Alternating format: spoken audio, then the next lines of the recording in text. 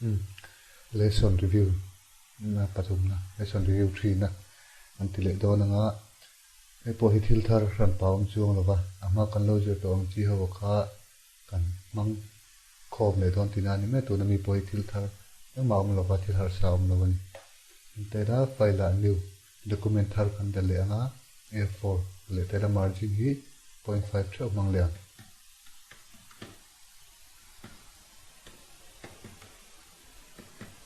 chuan okay control 1 actual size dile taila then chung chan chin bute kan lo design ve tu the ka tiang chianga khan me thil har saum lova te texture kan la anga then thu news fees ti kan chu don ani new fees chuan khamia kha center alignment akan da phe anga duang to kina phone se kan tilina nga a phone se poi duang kha thla kol ve mai tu chuan kan duang a ani nuwa khan column kan thlen don ani chung tu chuanin layout a column kai cha numbers of columns a 4 mangta ila space between column chu angai kan ring le nga okay chuan rectangle kan la anga tan rectangle kan pot phe angaemi column level taka henda achung adumin fill taila texture kan la nga chung hen texture kan pot le anga yan digital ti kan chu dona digital ma chu kan thu chu na hun ka adum ani a ka chu ta ka adum ani poka adum chu aduma alan theilo awangin a text se khati barangai ta ni atu chu nu apo khan kan ti war the chu ma pon kan ti war the ka ti to kha e te ka select anga dekhi control shift v reverse shortcut ki adum chu awari kan reverse the kha bi shortcut ki kha chuan control shift le r right alignment a data ya khan chung te a khan du le hi la jo son tai la ka tian chi kha le lam kan siam le do na wan rectangle po kha tu na miang te che pote lo kha to thina chu ma chon rectangle he mi hi in copy paste ma yanga copy paste operation po po the thawa eta yang sin kan da nga kha align le chung khoina kan select anga adum tak lu tu kha tin 100% a hi oma hi katidal le do ni tikhian texture kan la nga ta hen texture kan potana chana chu siam rem le pata ta hian texture kan pot le anga February ti kha varing kan chule do na kan chut mai ti bar lo kan control shift le v reverse chut no apoti wa the thau ka ti kha chuan he tlaman thu dan thu kan chuanga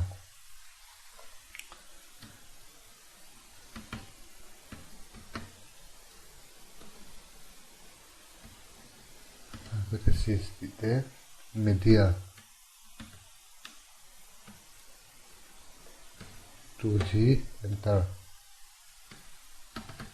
what is it enter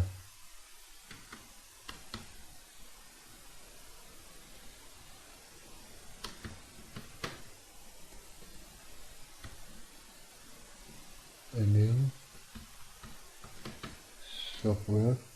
environment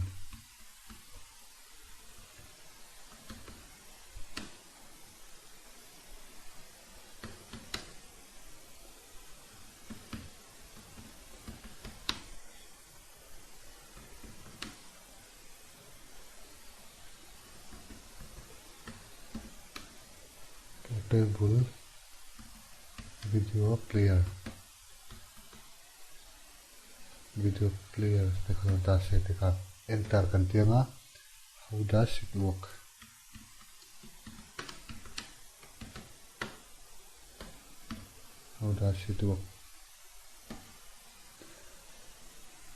so here they lo na kan copy thamai nge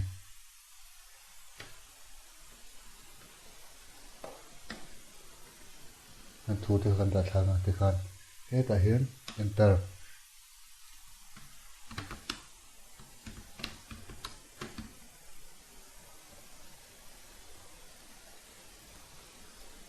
enter thu ka dale na pe le to pang chuan hi control le 0 ti te lokam fa hi na select anga control le shift le j justify control le 1 media 2g ti te hi bolt kan da ve ka te khat what is it ti te bolt kan da ga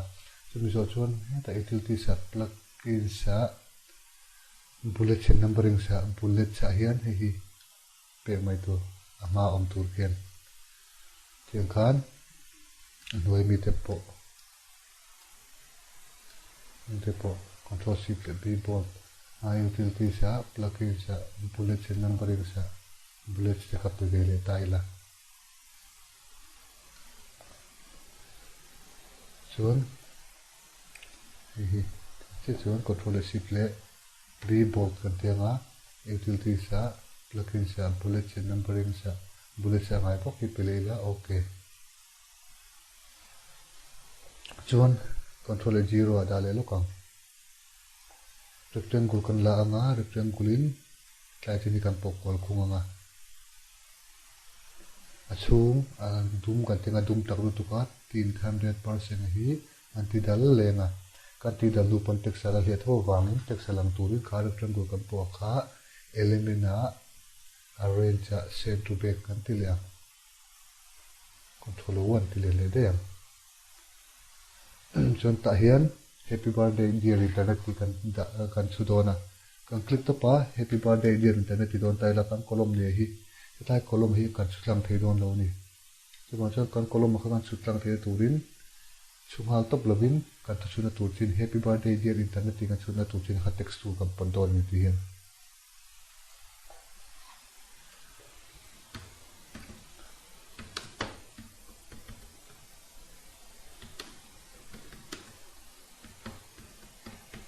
dear internet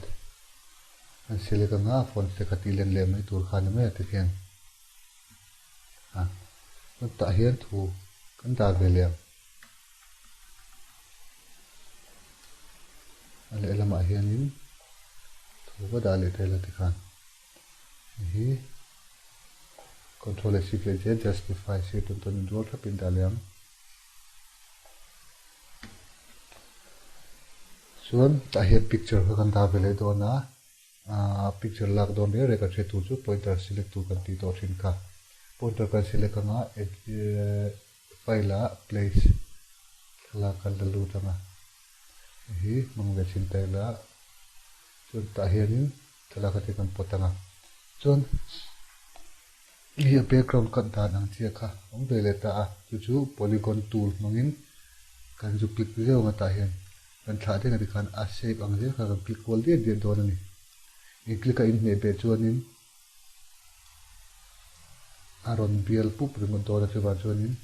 click de a coin to ren du ra khani click be je la nga a hian click non lo sam to a mail chin de a machine chin anga ki kan la ve don ani to pa bu tan na che kan chu le nga te khan pointer main kha chu mo tang he po har to thin he de pon men pointer main kan pok kol khunga elimina group chu zo chuan elimina marks kan ti lenga pon jong mi kha bo do ni chun alai na khi nan ti de yam ke kan da nu khian text sakhi thukar om turin ama pon kan lesson me sarwa po kan jil to kha elimina text option a alai okay kha a ko tu kan tu na kan click gel me to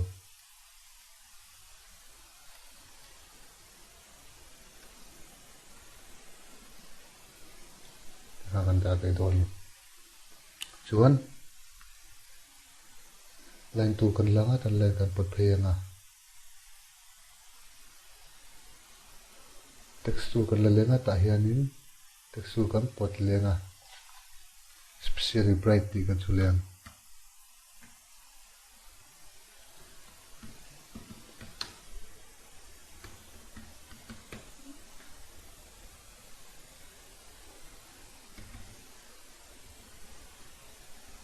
len me tu la phone chaka text tu kan langa tan klik lenga kan thu ni sa kha page le to mai tu ni hi chu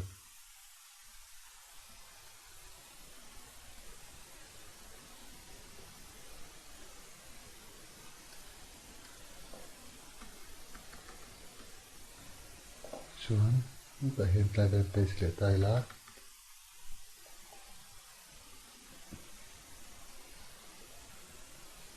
justify si to do ka pin da zeli la ente lom bi ka chuan thalak ta he kan da lenga pointer kan la lenga file a place mang le mayang thalak dang te ko atam lowa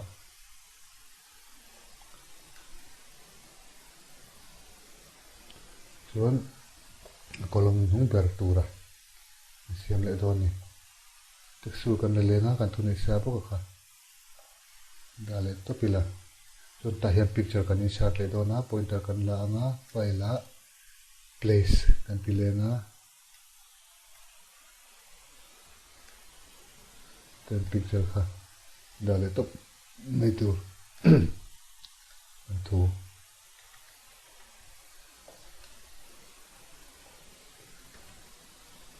chuan rectangle kan la anga ta hian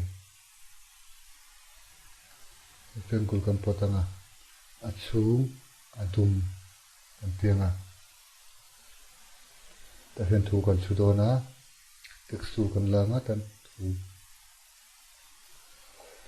kan chut thu kan da le kan thu chut kha ni le me thu kan chut no kan ti war theya kan chut ma po kan ti war the kan ti kha kan chut no kan ti war do chu kan text ka select le ka ngai thina control shift v reverse adum chu avari kan reverse the ti kha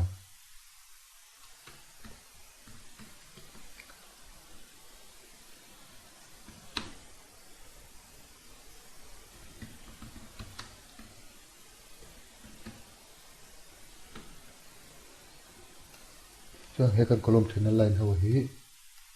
pai lenga chumi ma chuan in drop cap te kan lo zir to a a hi kan ti den le b kan select anga utility sa plugin sa drop cap line ni o se line tu mo se align o tur kan du zat kan dal lenga apply close he ki pian ti chun he la a po he kan dal le du theya utility sa plugin sa drop cap okay kan kha chan chin bu te pokan no design du te ka te nga ha ka siam da na ka ani maya ti khan he mile sin chu kan zo le ta